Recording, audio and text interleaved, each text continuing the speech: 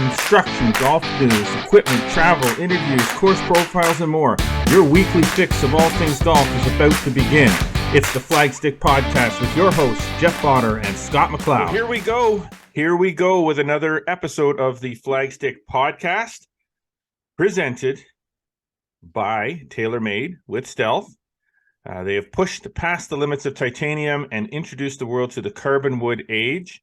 So how far are they willing to take it? Way past far and into forgiveness. Introducing the all-new Stealth 2 Plus, combining elements of speed and forgiveness to unlock forgiveness. Visit TaylorMadeGolf.ca to learn more. As always, we want to make sure that you are following across all social media networks, Instagram, Twitter, Facebook, and TikTok. Subscribing on Spotify, Audible, Google Podcast, Apple Podcast, and as always, we encourage you to check us out on YouTube. There's a lot of cool stuff happening there now, plus obviously the Ask Flagstick feature that we introduced on social media. Those things are all posted up there as well. So you got to get there and check that out. Click the notification bell and make sure that you never miss a single episode. We have already begun adding some great new stuff there, and some contests are coming soon. I promise. Promise. Well, it's super, super stupid wet. Yeah. And it's not making the golf courses terribly happy, especially as how hard they work to get open as early as they did get open, and then to have the bomb of wet weather dropped upon us is kind of sucking. Yeah, all through northeastern US and obviously up here into Canada and the eastern part of Canada.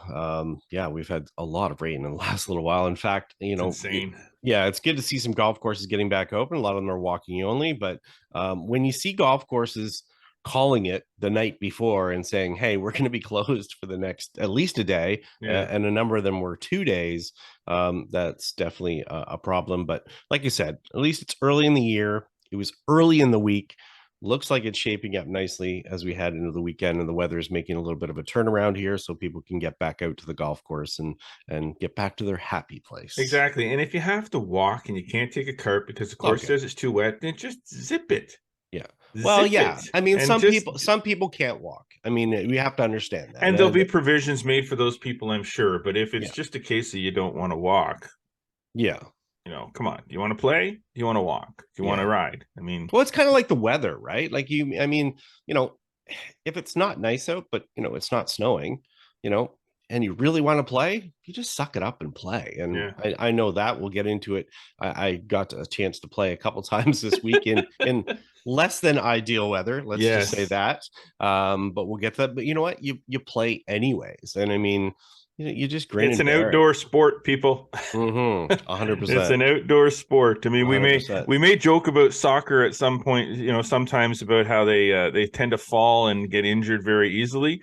But the one thing about soccer that I've always noticed is that those people play, unless there's lightning bolts shooting down around them, they play in everything. Oh, yeah. Everything. 100%. So they may be soft when it comes to getting kicked in the shin, but they're not soft when it comes to playing the game outdoors. They play. Like, generally, really. Not. Same with football. So what do we got going on this week? We do have a great show.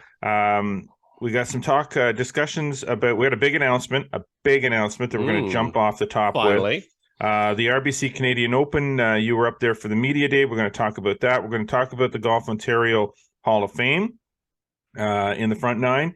And in the back nine, we're going to spend a little time with Sam MacPhail, who's the Executive Director of GolfPEI. GolfPEI, big partners of ours, and from a marketing perspective and a number of other things. Finally had the opportunity to sit down with Sam, you did, and get a little bit more insight as to some of the things that go on with GolfPEI. For sure. But we got a lot to get off the top in the front nine, so let's get to that. Presented by Metcalf Golf Club, a natural setting, a pleasant challenge. Golf season's here. It's not around the corner. It's here. But you still want to make sure that you're saving on golf this season. So make sure that you buy a membership if one's available. Join a league or purchase some game packs and get ready to hit the first tee. Visit metcalfgolf.com to shop for those now and to book tee times. Okay. Let's get this in. We've been hinting at the fact that we had an announcement about another event. We've been hinting at it. And look, when you're organizing an event, there are a lot of Logistics. I's to dot and Uh-huh. T's to cross before you can just say, okay, we're going to do this event. And then you end up with people calling and going, well, what about this? And what about this? And what about Right. this? So we had to solidify some sponsorship. There's a way that we run events. There's a format that we like to maintain, and we like to make sure that we follow that format to a T as best we can. So we've got all those. There's still a few background details to deal with, but it's not going to inhibit us from running the event. So the big announcement is the Flagstick Shootout at Smuggler's Glen Golf Course is back. It's back. It is Woo! back. That's the big headline. It's back. The Flagstick Shootout will be July 15th and 16th, 2-day event. Limited field, no flights. 72 players only, returning to its roots of what it was before we stopped running that event at Smugglers. And registration for that event will be open starting next week. Now, what day next week? I can't pin it down. I would say probably Monday, maybe Sunday night. Yep. I just have to get some pages up, get some stuff set up with Golf Genius for registration to make sure that everything's good there. I can announce that we have partnered with Cobra Puma Golf this year as our main presenting sponsor. That will be providing us with the things that you win and the things that you get. Let's call it that. Yeah. And it's going to be a pretty cool registration package from Cobra Puma Golf this year. As it is with every event that we run, you always get some really cool stuff. You're a winner before you even tee off on July 15th. So, yeah. And we should say how this sort of works because, you know, as you said, invitation only, a little different than the Flagstick Open, where yes. obviously you just sign up and get in there. Why don't you go through the logistics of that a little bit? Okay, so the logistics of it are this. You will go through Golf Genius registration the way we do for the Flagstick Open. You'll register. You'll fill out all the information that is needed. You will pay for a spot, and then we will. It's not a first 42 or first 72 in. So if you're thinking that and it's not all based on index either, we have to say that just because we're not going to take the 72 best indexes. So don't think that you're going to fudge your index just to get in, because most of the really good golfers that will participate in this event, we know who you are. Yeah. So if you're going to try to, hoodwink us, fudge your index to a 3 when you're actually a 15, chances are pretty likely that we'll know. And you won't get in. Yeah, and the criteria. I mean, if we look at what we've done in the past, we have a committee, and obviously we go through the applications and choose. We look at, players that are obviously playing in tournaments, their appearances in those tournaments, their level of play in those, so forth. We should say, in years past, we've had players come from as far as Florida, Ohio, Michigan to play in this event. And obviously with travel restrictions gone now, we're hoping that we see some of those players return. We're also going to have a little bit of an exemption based on our Flagstick Open, I believe, as well. Yes, the winner, not just the winner. Well, the winner, we're doing the winner will get in automatically. Now, the winner will have to pay to play. Yeah, of course. No freebies, it's just an invite. Yeah, the winner will get an automatic invitation into the Flagstick Shootout in July. So if you win the Flagstick Open, then you're going to get an automatic invitation and an automatic spot if you accept the invitation. So that's a little bit of an exemption. And then, like the shootout in the past, we'll do those that finish in the top 10. I think we did the top 10, will be invited back in the next year. So you'll get your spot in the Flagstick Shootout the following year.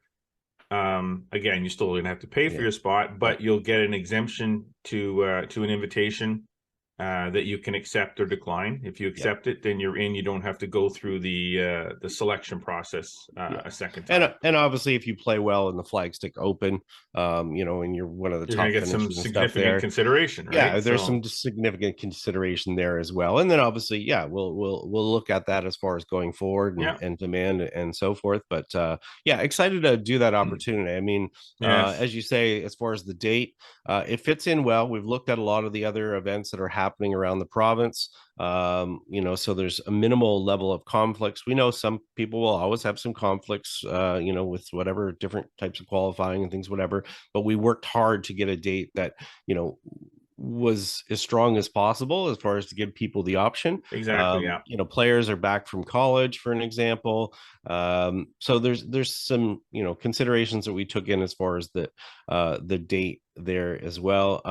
People have been looking for that competitive opportunity, those extra. Yeah, and we were looking for something to fill, to add to our event list. We're always looking, but as always, we're trying to look for uniqueness. So, right.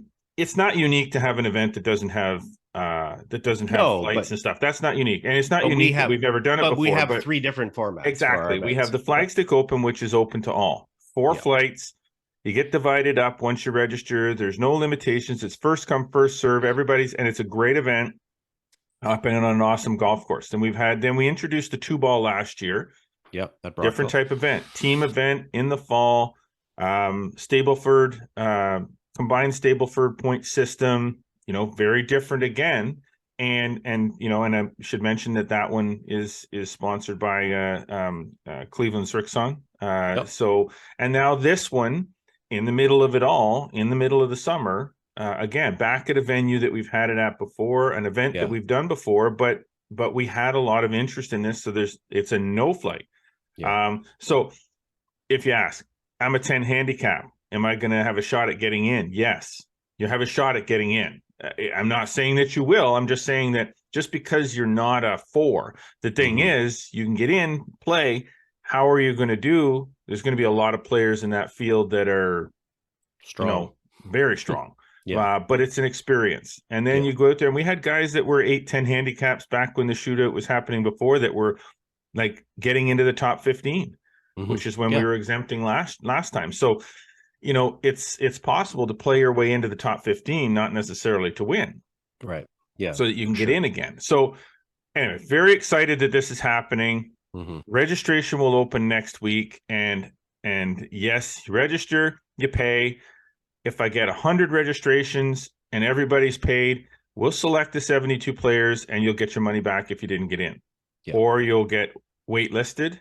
And we'll go from there. We go from there. So it's just the way we have to do it because we have to have a commitment from you. You can't just register and then, exactly. we have to, you have throw to your name in there. Yeah, exactly. So very excited about that. Thanks to the sponsor that has come on board with Cobra Puma. And thanks to all our sponsors. Obviously, TaylorMade is a huge sponsor of ours with the Flagstick Open and of the show. And Adidas as well. Adidas, they've been great. We're set for the Flagstick Open right now. So let's just understand that we're announcing this. The registration is going to open. The Flagstick Open is happening later this month. Yep, exactly. And we're set. Boxes are in the garage, baby. The backpack showed up. Yes, backpacks. The hats are here. The shirts are here. The head covers are in my office here. The water bottle, it's the golf balls. Everything's here, ready to go. I was actually talking to Jeffrey Feltrin from Adidas just the other day, general manager at Adidas Golf, and super excited. Here's the thing: the industry loves this stuff because from a partnership standpoint, they like outreach to the golfers that are out there in the community. And that's why these partners get involved, and they also see how we run the tournaments. And, I'm not trying to stroke our egos and stuff here, but, we go to an nth degree to try to make sure it's a great experience 100%. For the golfers. And this is why we've had so many people over the years talk about the shootout, and we love the shootout, including the team at Smugglers, which we should say they were very enthusiastic about having us return, and we've been talking about it literally for years now. About going back there. It took a long time because of COVID and all that stuff too. It took a long time for for Jason and Boyce and I to kind of get together on this, and Chris Seal was on board with this, and Dave Seal, and they wanted this event to come back. And we just weren't able to do it. And now, we've got our ducks in a row. Everything looks good. We're bringing it back. And I expect that this is not going to take very long to get the registration filled up. So that's when I do open the registration, when that announcement comes out across our social media network and on the website, I encourage you, do not wait because it will fill up. Yeah, and we're going to have to end up setting a cutoff time because Yeah, we obviously our will. committee has to meet, determine who's going to be in the field, and give the opportunity for those people, Yeah. obviously, to make sure that they're in. So yeah, don't hesitate if you want to get in here. And you know what, the course, as always, is going to be in amazing shape. If somebody hasn't visited there before, just go to their website and look at the flyovers, and you'll understand why players love to come to this golf course. And Yeah. in the past, we had players from all the way up to guys that were the number one amateur in Canada playing, not always successfully, but we had great players that were playing in this tournament, and they were coming from all over, and we expect that to happen again. Okay, so flagstick.com, it'll be up there. It will be at, I think the URL flagstickshootout.com. We'll be able to use that as well.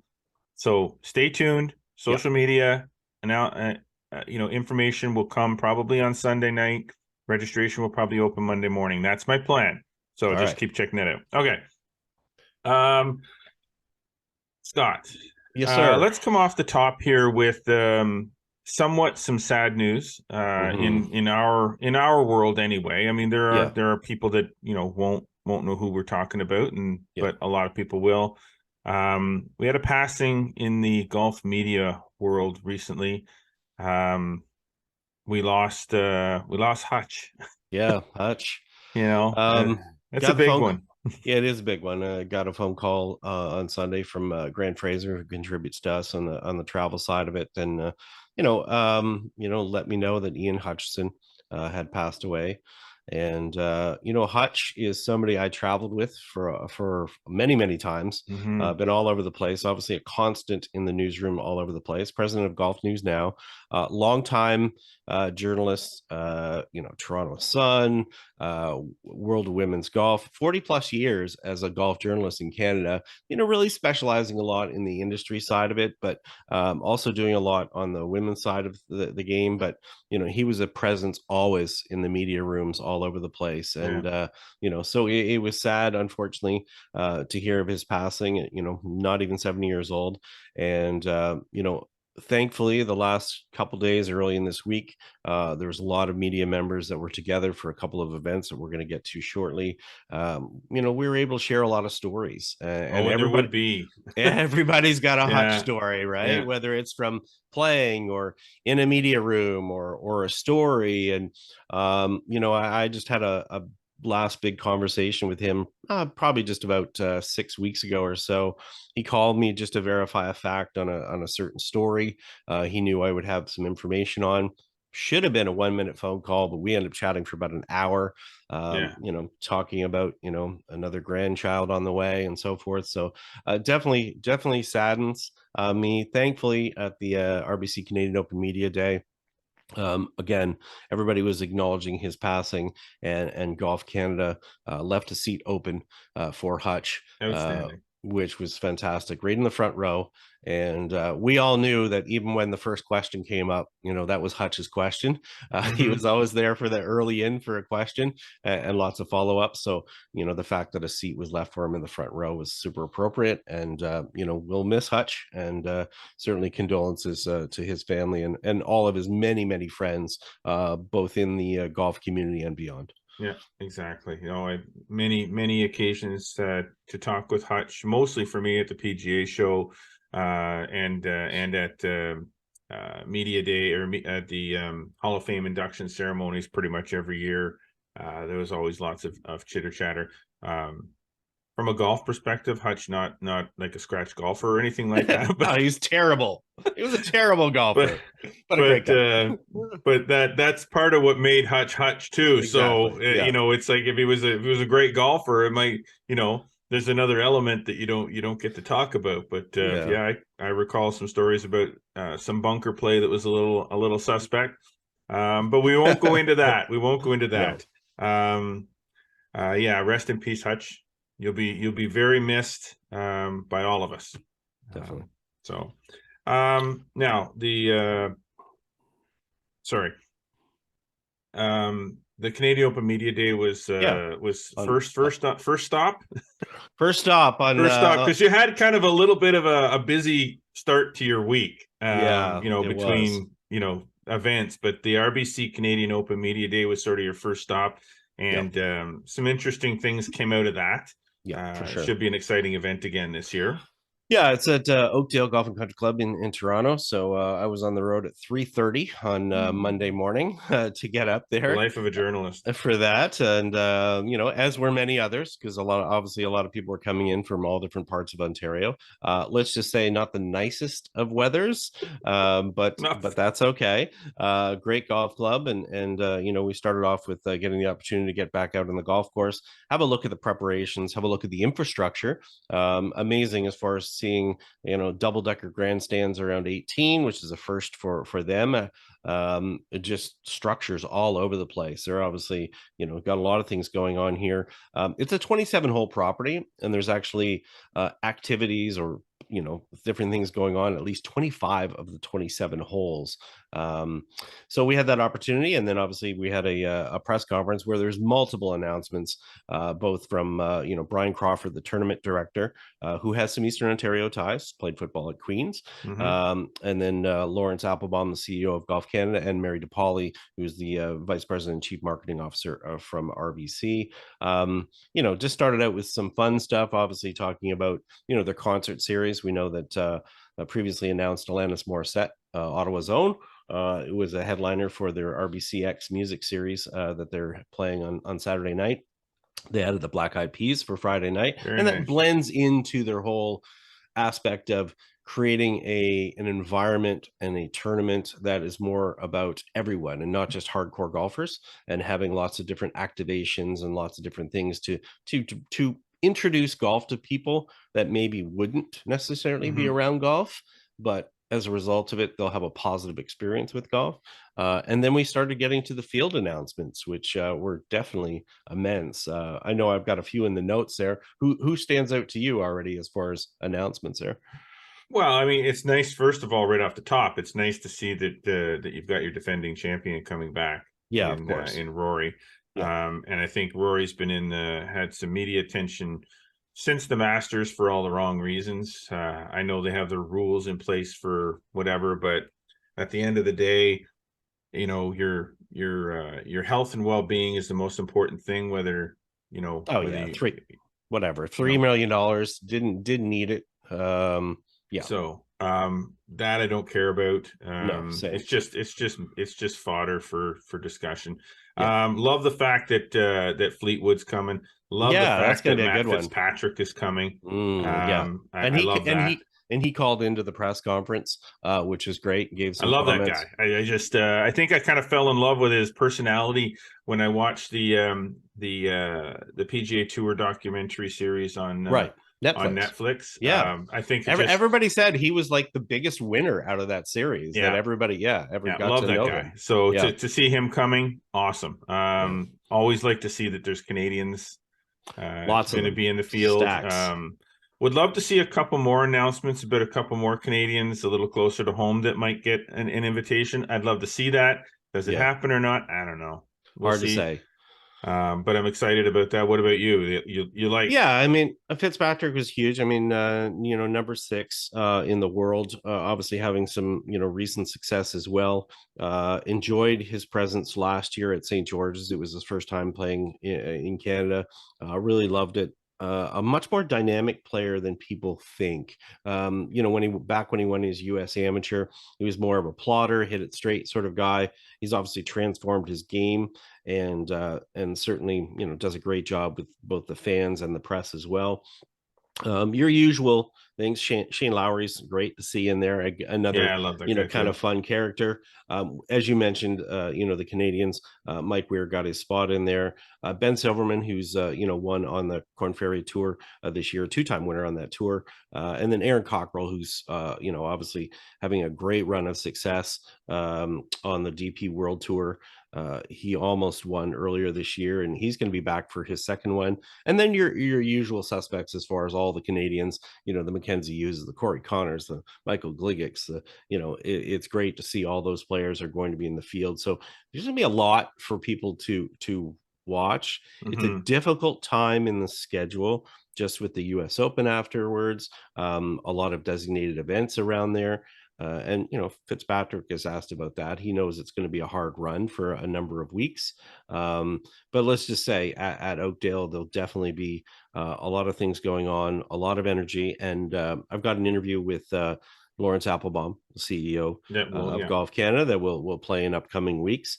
We sat down for a podcast interview to talk about the excitement and interest around the 2023 RBC Canadian Open. So you can get more details when we publish that.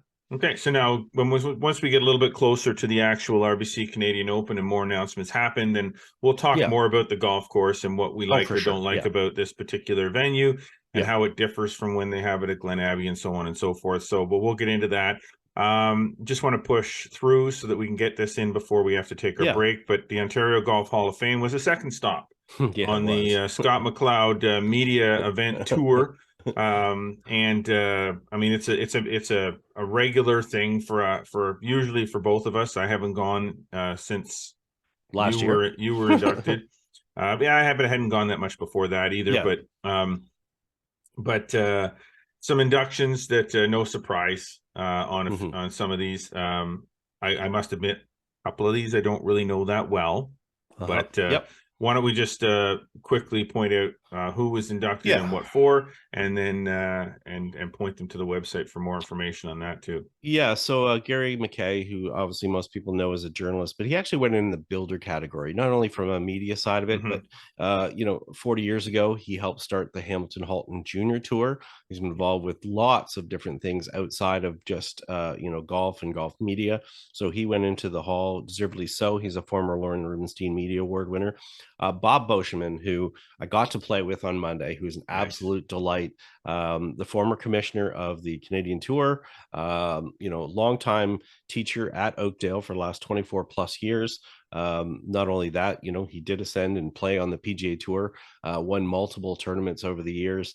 He got in. What a gracious gentleman, beautiful player, and just a kind man.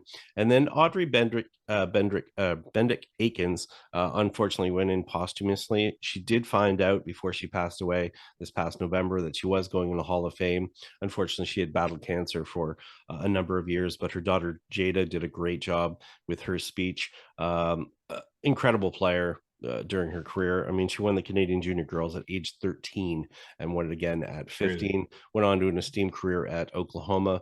Great educator as far as high school, had a master's in education, did play the Symetra Tour back in the day, which, the precursor to the LPGA Tour, was a teaching professional for a time as well.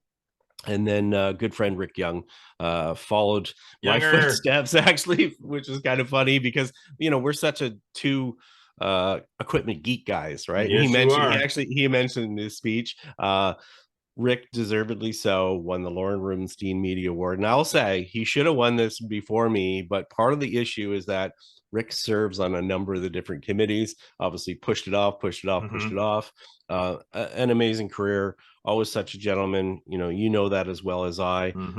He had a great speech, and it was a good room. It was 120 plus people were there, from all the different Hall of Famers, industry people. It was an incredible room. It was nice to have everybody back together again for this ceremony, and it was a good night, and it was worth arriving back home at close to midnight on Tuesday night after a 43 hours of wild craziness. But it was good stuff. Cool. All right, well, I'm sorry I missed it.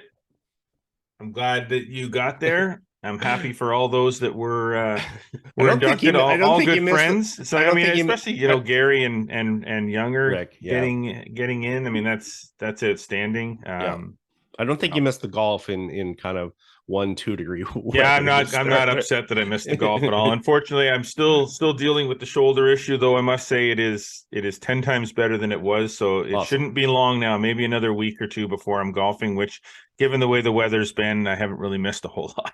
No, exactly. If you're going to get hurt now, right? That's how they say it. Okay, so great stuff in the front nine this week. We're going to take a break. And when we come back, we're going to have your interview with Sam MacPhail, the Executive Director of GolfPEI. That should be a really cool one. Been looking forward to to hear, and everything happened so quickly that I haven't heard the interview myself yet since you sent it to me. So I'm kind of flying blind here myself, but I'll get a chance to listen to it and watch it, and I'm sure it's really good. But we do have to get out, take a quick break, pay some bills. We will be right back. You're listening to the Flagstick podcast with Scott McLeod and Jeff Potter. That's far. So much forgiveness. Wait, did you say forgiveness like far? Or forgiveness like forgiveness? Forgiveness. Forgiveness. Forgiveness. I'm hearing far. Forgiveness. Like forgiveness. Forgiveness? Forgiveness. I'm still hearing far, but whatever. Introducing Stealth 2 with more carbon for more forgiveness. Forgiveness. Just hit it. All right. We're back. I was instructed that I was a little too far away from the microphone at some point. Occasion. So I'm trying to. Is this like the? No. ASMR stuff. I don't want to do that. No, you like crumple up paper and make noises and stuff like that. But okay, please don't. All right, we're back. I'm back. Scott's back. I'm closer to the mic. You can hear me now. That should make everybody a whole lot happier. Oh, definitely. All right. We got some back nine to jump into. We got this interview that you did with Sam MacPhail of GolfPEI. So let's jump right into our back nine. Presented by Greensmere Golf and Country Club. Save 40% on all daily green fees with FlexPass, which includes now a 6-day advance booking for only $425 plus tax. Visit greensmere.com for more information. All right. Scott, set up this interview because we love Sam, we love golf, we love PEI, and we've been wanting to get this done for a bit, and finally you were able to fit it into the schedule and into his schedule and make it happen. So let's set this interview up before we jump into it. Yeah, Sam MacPhail, as we said, the Executive Director of GolfPEI, had a chance to, he's only been in the job for coming up to a year, as we'll mention in the interview, had a chance to sit down with him last year in PEI and have a chat about different things. And, we've been talking all winter of saying, hey, let's get together, do something for the podcast. Finally was able to do it. So one of the things is that, we got into talking about, not only what GolfPEI does for their area and so forth, but some different things about PEI that people don't always consider. They certainly see certain things. They have impressions of certain things, as you'll know. You probably had a certain impression of Prince Edward Island before you went there. But after you get there and you get to see what it's all about and experience it, there's other things that will attract you back to the province. So, Sam broke it down for us, talked a little bit too about, the effects of things like Hurricane Fiona in the fall, projections of where they're headed this year, exciting things that they have happening with their association. And I think everybody will enjoy this interview. All right. Well, then let's get right to it. Here's Scott McLeod with Sam MacPhail, the Executive Director of GolfPEI. Take a listen. All right. Welcome back to the Flagstick podcast. Got a special guest today. Somebody, I've sat down with before, just took over the role last year, I guess it was, of the Executive Director for GolfPEI. Sam MacPhail, welcome to the Flagstick podcast. Thanks for having me, Scott. Yeah, it'll be a year, May 16th. So 2 more weeks to go. All right. Sounds good. I should preface a little bit off the start. I'm always a little bit biased when we're talking about Prince Edward Island. Both sides of my family have been there for a couple hundred years. So if anybody hears things in here that are, super extra glowing, it's not because of the 200 years. It's because it's a really cool place to go and hang out, and not only for golf and a lot of other things. Before we get going here, some people may not be familiar with Prince Edward Island, which, doesn't even click in my mind that's even possible. But why don't you describe sort of where you're at, and then a little bit about the association and what it's about? Sure. So Prince Edward Island has the most golf courses per capita, statistically speaking. We have over 25 facilities, 18 of which are members of our organization, Golf Prince Edward Island.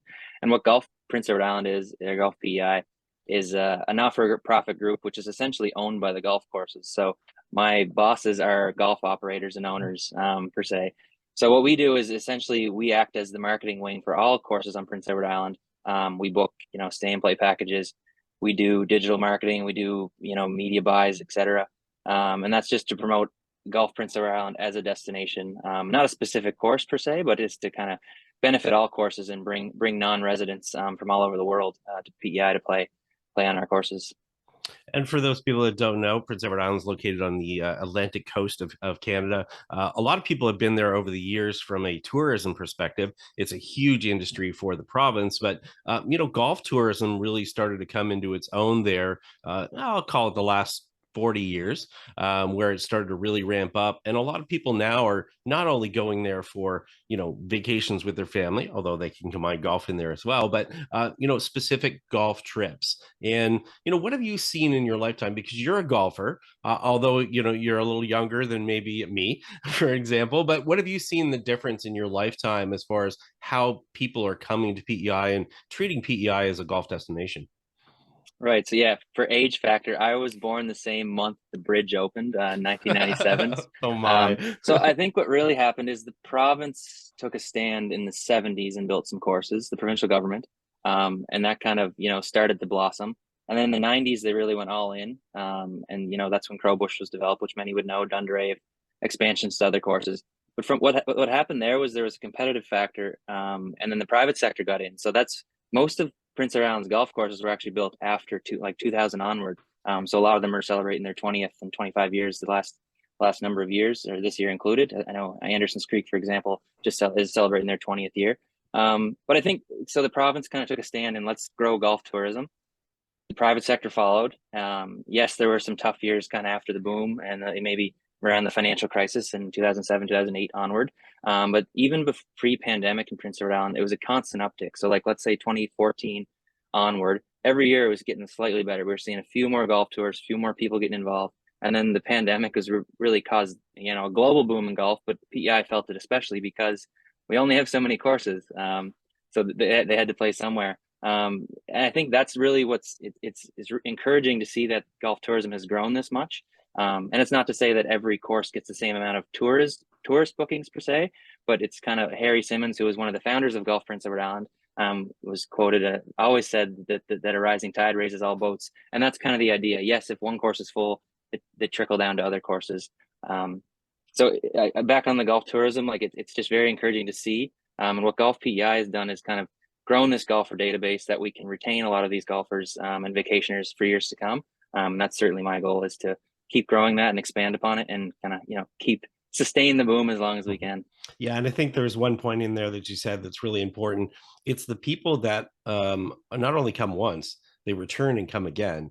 And, we talk to people all the time that are, getting ready to make their first trip, but we also have people that are talking about making their 10th trip and, they're not bored with the facilities or, the destination. Why don't you address a little bit about the variances as far as the golf courses? You've got a lot of variety for all different levels of golfers. Certainly. I think I don't want to call them off the beaten path, but some certainly are, like they're in nooks and crannies in Prince Edward Island. But I think it's kind of like your first drug's free. I don't want to say it like that, but once you get there and play it, you realize why have I been missing this for so long? Yeah. There's several courses like that you just kind of need the nudge to go to because they aren't next to a resort. They aren't next to a touristy area of Prince Edward Island like Cavendish maybe. But once you get there, you realize, okay, I've been missing something. Like these courses are all equal and top notch to all the other courses I've played that are kind of the marketing figures. So yeah, there's certainly a lot of variety, whether it's like family courses, 9 holes, closer to campgrounds, better for kids, or if you want to, there's some facilities that have like, for example, Rudnell Dundray has 36 holes on site. So if you want to play a 36 hole round, easy. And I think because everything's so close in Prince Edward Island, you can go play any courses at any time. So if you want to start in Cavendish at 7 a.m. in the morning, have lunch in town, and then go play, somewhere down east or in the South Shore, it's very easy to do so. And you can still mix in a meal, a beach trip, just about anything else, because, like you said, location wise, everything's really, really close. So you can fill up your day and not have to okay, it's just a golf day. We can only fit in that because we have to go way out there. We can't fit in the other things that we want to do as well, which obviously gives it great advantages for sure. And that's why Prince Edward Island is so unique in terms of a golf destination, because yes, once you get here, it's a golf destination, but a lot of places that are strictly golf trips, all you can really do is be on that resort, play those golf courses. When you're on Prince Edward Island, if you have a rental car or you bring your own car or whatever, or taxi, whatever, you can, stay in downtown Charlottetown, go to Cavendish, which is a half hour away, come back, go to the beach, do whatever, go out at night. And then the next morning, half hour northeast is to Crowbush or to wherever else. So at golf shows and at different places, I always say everything's a half hour away. It might not be, a half hour each way, but wherever your central location is, if you go northeast, west, south, you're usually within a half hour able to find either a golf course, a restaurant or beach, or another type of entertainment.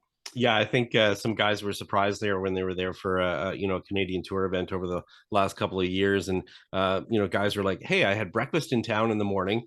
I went to the golf course, played my round of golf, and then we went and watched the sunset at the beach at night." Like you said, it's not really isolated and so forth. I guess we should touch on a little bit. Hurricane Fiona obviously had an impact on the island, but from what I'm seeing, talking to superintendents, talking to people at golf course operators, everything's rebounding really, really well. There's actually some distinct new features at some of the golf courses because obviously they've had to deal with, trees and stuff going down. Why don't you tell us about that recovery maybe a little bit from your perspective? And, is it having any impact at all as far as people booking or anything like that?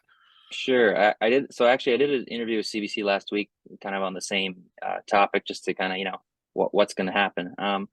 And I'll tell it like this. So the initial sticker shock of, the next day, September 24th, waking up and seeing all this damage, a pro shop gone in Stanhope's case, trees down everywhere.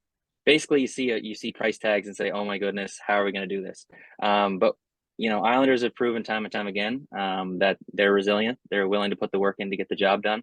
And there's a definite sense of pride in making sure your product is the best thing possible. So yes, it was a rough, couple of weeks, but within 2 weeks, 14 of our 18 courses were back open. So, I mean, that's unheard of in a lot of places for, 2 weeks. Usually it's now we're closed for the season. We're going to try again next year.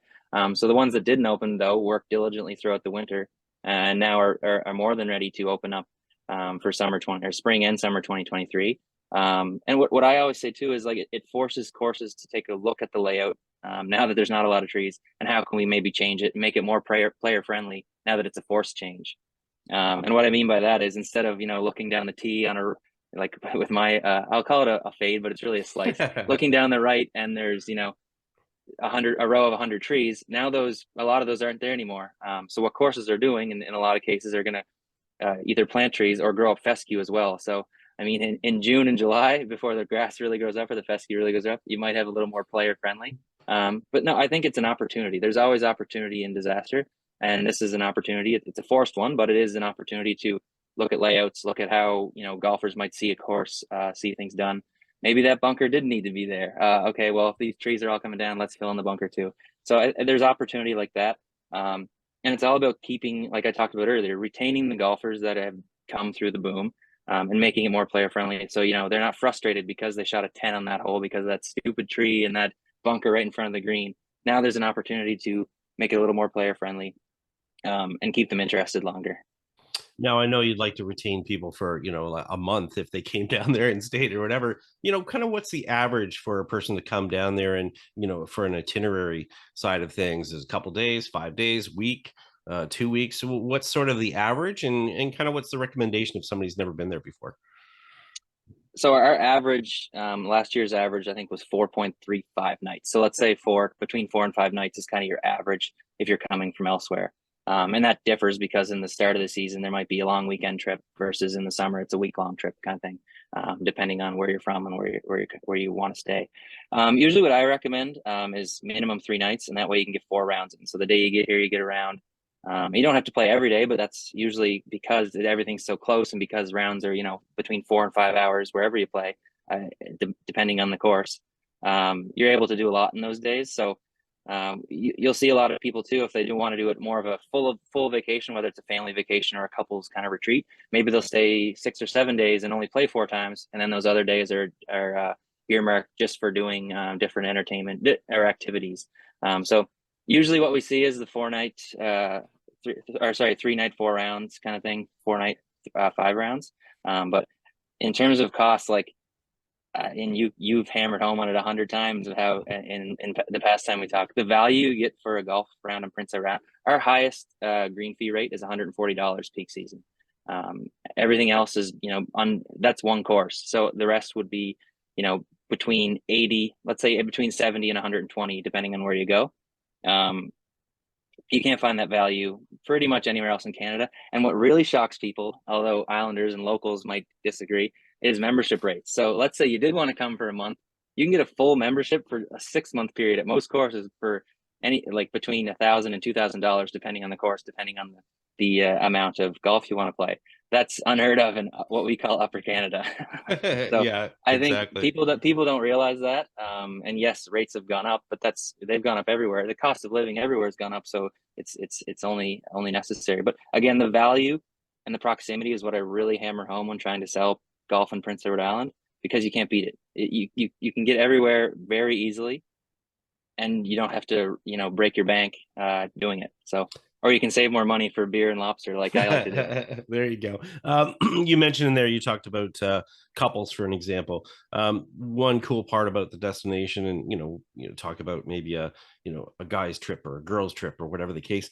There's a lot of options for just about everything, whether it's family, couples, group. I mean, there's options there, right? Definitely. And we kind of got out of the specific packaging. What we do now is customized packaging. So there's a personal effect to it too. Like when you deal with us, when you deal with our golf travel specialist, it's a personalized experience. You're not a cookie cutter, click this box and book here. And the main reason we did this is because a lot of accommodations availability. So we couldn't guarantee that specific, room that week. However, we can do a customized one and find you a room in your general area you want to stay. Do you want to stay in a cottage? Do you want to stay at a resort? Do you want to stay at a B&B, a hotel? Where do you want to play? Do you want to play in North Shore? Do you want to play down east? Do you want to play west? Do you want to play more central? That way it's fully personalized and tailored. You give us your budget and the date range you want to come, and usually within 72 hours. It's a little slower now because of the demand, but usually within 72 hours we'll have a quote, and you can go from there. You can take that to the couples that you want to go with, or your buddy's trip, or your bachelor party, or your ladies trip, and you can go and say, here's what I was given for XYZ. What if we want to change one thing? Great, we can do that. We'll fire it back to you. So really, like the staff we have here are top notch too, and that really helps. They've been here a lot longer than I have, put it that way. So it's all a lot of, and we talked about our repeat customers. A lot of people just keep coming back and dealing with GolfPEI for their vacation because they know I dealt with Stephanie, I dealt with Jennifer, Exactly. I'm Yeah. dealing with Janelle. Great. Here's what I want to do, exact same as last year, but add 2 more courses. Awesome. And it takes away the headache. Yeah. It really does. I always thought because that because we have the centralized, all of our courses in one central area, it makes it way easier. Yes, you might be able to, nickel and dime pro at a golf course and get it $5 off your round, but the work you have to do that versus going to one central area is probably not worth your time. Yeah, it's pretty convenient. And I always thought that was brilliant when Tourism PEI started that campaign as well, when it was like, here's the number, call Jim, or whatever the case may be. And really it does, people laugh, but it really does come down to that. As you said, you've got long-term people in the office that they know the area, they know everything that goes on. And when people have questions and recommendations outside of the golf, they can do that as well. Let's take that road a little bit here. People, when they think about PEI, and I'll just go from my 53 years of experience of being around the island, but people obviously talk about lobsters, beach, golf, that sort of thing. What are the other things that people don't know that maybe they're surprised by when they come to Prince Edward Island? I know what I have in my mind, but what is it that you share with your customers? Arts and culture is a big one. So for example, like the Confederation Center of the Arts downtown, and there's a ton of playhouses. I could name probably 10 different playhouses around the island. It's just an alternative entertainment. Like if you want to go see a play or a music series, or comedians are a lot more popular now. We have the venues to do it, and there's constant shows all summer long. So, what's better than golfing in the morning, maybe walk on the beach after lunch, have a nice dinner, have a few drinks downtown, and then walk and do a play, and that's your night. Like, I don't see how you can make that any better. You get a couple chuckles, and you get to, watch or experience some PEI arts and culture. We talked on food, so we are considered Canada's food island, and that's kind of the branding the province has gone with. So that's all across everything from, seafood is large, oysters, mussels, lobster, also beef. There's within the downtown core and all across Prince Edward Island, we probably have, you could argue we have too many restaurants in a lot of cases, but they all do so well. So that's why they're open year round. And there's a different vibe now because people are going out more in the winter. And then in the summer is packed with, tourism and people getting out and about. But we are really Canada's food island, and there's so many options. And then on the seafood aspect of it, like deep sea fishing is an experience. You can charter, private tuna fishing if you wanted. Like there's different options that way, like boat tours, if you like the water. Another thing we're doing is a cool partnership too, is it's called Confederation Bike Rentals, and essentially it's like if you want to tack on an extra day to your trip, we Confederation Bike Rentals can rent you a bicycle or an e-bike, whatever, and you can do the whole trail down by St. Peter's Bay. Just kind of cool, unique, different things that you wouldn't think about unless it was offered right in front of you. Yeah, I mean, people don't realize that, the former railway trail line that across the island, people can go from tip to tip on a bike if they want, or just take in parts of it. So you're right. That's not something really people expect. And to let people know, it's not perfectly flat. It's not a sandbar. So for the people that I've talked to over the years with that, maybe they have a mountain bike or something like that, don't worry. There's actually elevation. And we saw that even again emphasized with the Canada Games there this past winter. And people realized they're like, wow, there's skiing. Yeah, there's actually skiing in PEI. Quickly, like you said, you've got a very centralized way for people to reach out to you guys. What's the best way, obviously, then for people to book a vacation if they want to go to GolfPEI? The quickest way on golfpei.ca, right in the top right corner, vacation quote. Click on that. Like I said earlier, fill in when you want to come, expected price point, where you want to play. And if you don't know where you want to play and don't know where you want to stay, we can suggest things too. Just put like suggestion required, put in the comments, and again, someone will be in touch very quickly. On our website, we have features of all of our courses, but to give you a taste of what is in store if you were to come, is like we have course flyovers for every single one of our courses. Beautiful imagery, beautiful photography. We're constantly updating our digital assets, whether it be photo or video. Any more recommendations on what to do in PEI? There's a ton of stuff on our website, but vacation quote is the quickest way to get in touch with us. Perfect. That's awesome. And I know if people get there and they need some advice, just knock on a door and ask people. Everybody's friendly. They'll always take care of you that way. Thanks, Sam. Really appreciate it. Looking forward to getting back to the island and seeing you this summer, and love your support. Thank you for supporting the podcast as well. We've enjoyed that partnership, and we look forward to hearing more stories from more people who make the trip down to PEI. Certainly. And if you are speaking of knocking doors, 193 Minna-Jane Drive, Charlottetown, PEI. Our door is always open, GolfPEI retail store. And yeah, happy to have you. Thanks for everything, Scott. Awesome. Take care. We'll see you soon. Well, Scott McLeod, you weren't lying. There you go. You're an honest guy. That was awesome. Yeah. That was awesome. I hope hopefully great. Some people people learned a little bit more beyond just, they have this golf course, this golf course, this golf course. Right. Airplanes don't land on the main strip in the middle of the street. I joke, because that was always my joke with you about PEI, was that the island is so small that the airport actually is the main highway that runs down but it isn't. And I knew that, but it was always my joke, because like they turned the lights on and all that, whatever. Yeah. All the stereotypes for small town places. Joke, haha. Look, said, yeah, it's an awesome place. It's an awesome place. Yeah, and one of the biggest things, I think people can take away from that is that when it comes to tourism, Prince Edward Island has got a lot of things figured out, and they do it and do it well. And as Sam said at the end, it's the personal touches that make the difference, and the fact that, when you're planning a vacation and going down there, you talk to people, even though you're putting in quotes and they get back to you. You can lay out exactly what you want to do, and they'll find you what you want to, complete your vacation and fit it in the way that you want. So great job to them. Kudos to Sam, great young guy in the industry. Mark McLean was legendary in the role previously. But Sam is doing a great job as well. Just brings a whole young, fresh excitement to golf and golf tourism, which is great to see. We need more young people like him that are invested in the future of golf and the golf tourism industry to really make things really hum here in Canada. Exactly. So, and we're very happy and proud to have had a partnership with GolfPEI for a while, and we continue to see that partnership grow to the point where, yes, there are discussions that we have about putting together a GolfPEI, call it flagstick.com road trip. So you never know. You never know. I can't say it's going to happen this year because it's not likely, but there's a lot on our plate as it is. But 2024, maybe. There you go. Maybe. We like doing stuff like this. Anyway. All right. I digress. Awesome. Great show, Scott McLeod. Yes. Thanks for spending some time with me again. Always good. Wide awake. And we're glad that you were able to spend some time with us once again. Thanks to our sponsors, Metcalfe Golf Club, Greensmere Golf and Country Club, and of course, TaylorMade with Stealth. They have pushed past the limits of titanium and introduced the world to the carbon wood age. How far are they willing to take it? Way past far and into forgiveness. Introducing the all-new Stealth 2 Plus, combining the elements of speed and forgiveness to unlock that forgiveness. Visit TaylorMadeGolf.ca to learn more.